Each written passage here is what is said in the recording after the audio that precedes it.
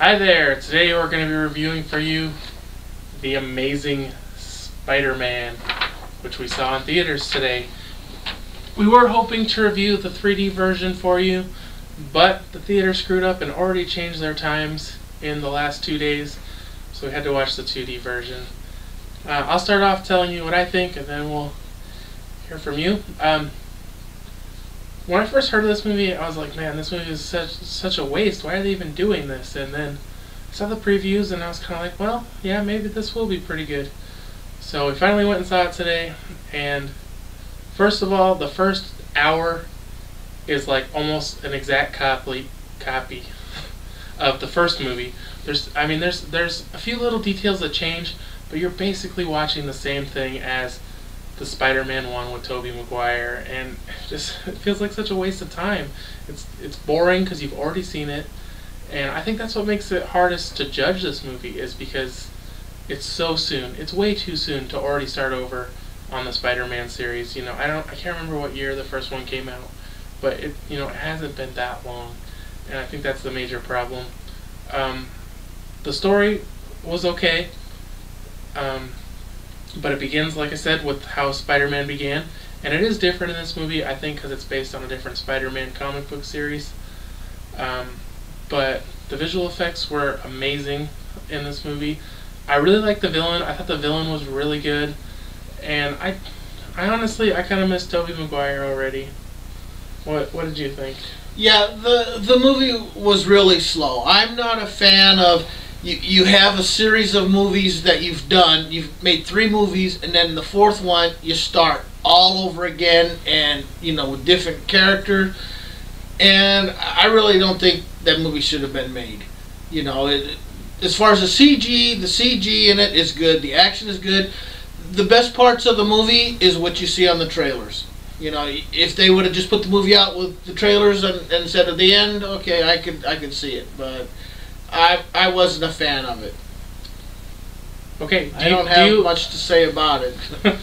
Okay. Do you agree with me that though it is hard to be objective when you've already seen Spider-Man 1?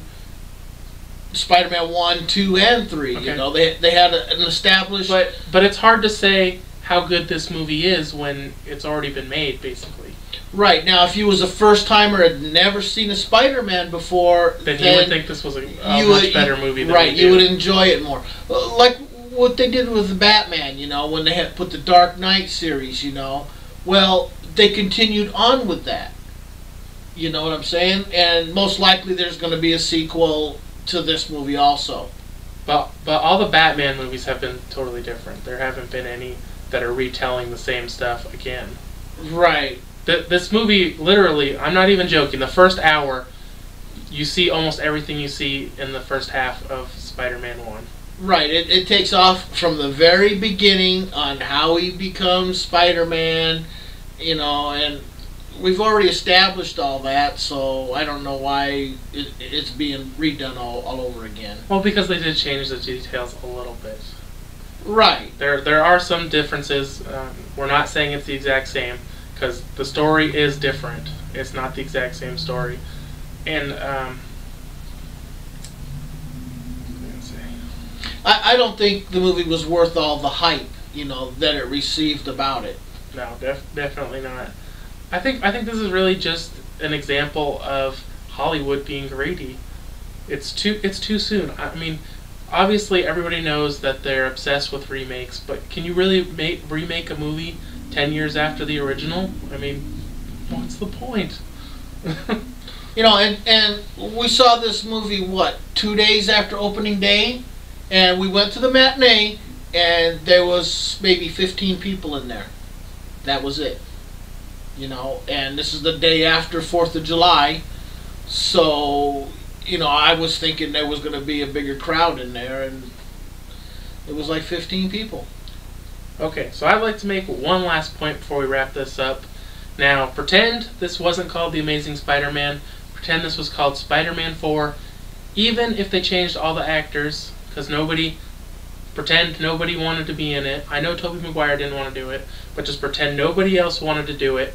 They call it Spider-Man 4, and They just based it off the same villain because it's a different villain that they haven't done in any of the other 3 Spider-Mans. Would you have enjoyed it more?